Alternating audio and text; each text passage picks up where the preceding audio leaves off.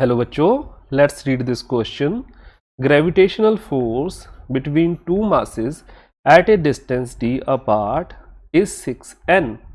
If these masses are taken to moon and kept at the same separation, then the force between them will become. ये चार options दिए हैं बच्चों. अब यहाँ पे हमें क्या बोला गया है कि हमारे पास यहाँ पे दो पार्टिकल्स हैं. ठीक है बच्चों, एक का यहाँ पे मास है मान लो m1 और दूसरे का मास है m2. ठीक है बच्चों, और इनके बीच में यहाँ पे डिस्टेंस है हमारे पास d. अब पहले तो हमने यहाँ पे अर्थ पे मान लो कि इनके बीच की ग्रेविटेशनल फोर्स कैलकुलेट की, तो वो हमारे पास यहाँ पे आई 6n. और फिर हमने क्या किया कि इन पार्टिकल्स को हम मून पे ले गए और वहां पे हमने जब सेम डिस्टेंस इनका सेम रखा, मास भी इनका सेम है, पार्टिकल सेम है ये. ठीक है, तो हमसे पूछा गया है कि मून पे इनके बीच की फोर्स में यहाँ पे डिफरेंस क्या आएगा. ठीक है बच्चों, तो इस क्वेश्चन को सॉल्व करने के लिए अगर हम यहाँ पे की कंसेप्ट देखें तो हमारे पास यहाँ पे बच्चों ग्रेविटेशनल फोर्स का फॉर्मूला होता है बच्चों यहाँ पे Fg.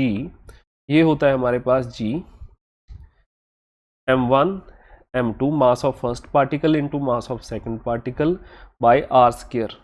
ठीक है बच्चों, जो कि डिस्टेंस होता है जो है d यहाँ पे बिटवीन टू पार्टिकल्स. ठीक है बच्चों, तो ये फॉर्मूला यहाँ पे हमारा की कंसेप्ट है. अगर ये फॉर्मूला आता है आपको तो आप इजीली इस क्वेश्चन को सॉल्व कर सकते हो.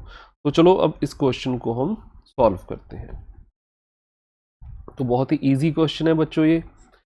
अब इस फॉर्मूले को अगर यहाँ पे हम लिखें m2 यहाँ पे r स्क्वायर, तो बच्चों अगर हम देखें कि ग्रेविटेशनल फोर्स जो है वो किस किस पे डिपेंड करती है.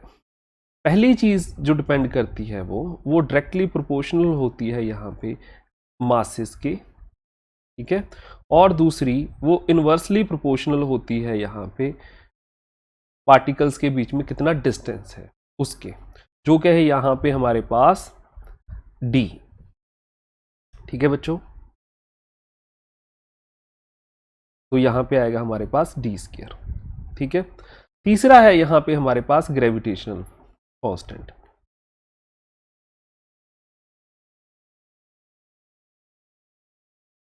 अब हमने देखना क्या है कि जब हम इन पार्टिकल्स को अर्थ से मून पे लेके जा रहे हैं तो इन क्वांटिटीज में कौन सी क्वांटिटी में चेंज आ रहा है. अगर तो इन क्वांटिटीज में इस क्वांटिटीज में से किसी क्वांटिटी में चेंज आ रहा है तब तो ग्रेविटेशनल फोर्स में कोई चेंज आएगा.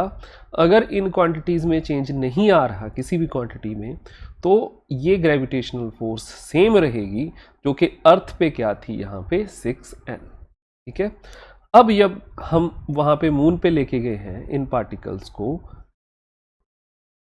तो बच्चों यहाँ पे मास जो है पार्टिकल्स का वो सेम रहेगा. यहाँ पे डिस्टेंस जो है वो भी सेम रखा है हमने, d ही रहेगा. और ग्रेविटेशनल कांस्टेंट तो यूनिवर्सल कांस्टेंट है हमारे पास. ठीक है, वो मून पे चले जाए चाहे कहीं और भी चले जाएं हम, तो वो तो सेम ही रहने वाला है. तो किसी भी क्वांटिटी में यहाँ पे चेंज नहीं आएगा. तो अगर क्वांटिटी में चेंज नहीं आ रहा किसी भी, तो यहाँ पे हमारे पास फोर्स जो है, फोर्स ऑफ ग्रेविटेशन, वो भी हमारे पास यहाँ पे सेम रहेगी. ठीक है बच्चों, तो ये फोर्स भी हमारे पास यहाँ पे सेम रहेगी.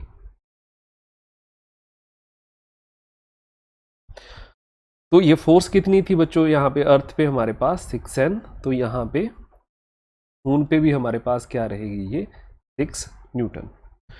तो हमारे पास ऑप्शन नंबर 4 जो है यहाँ पे करेक्ट है बच्चों. ऑल द बेस्ट बच्चों.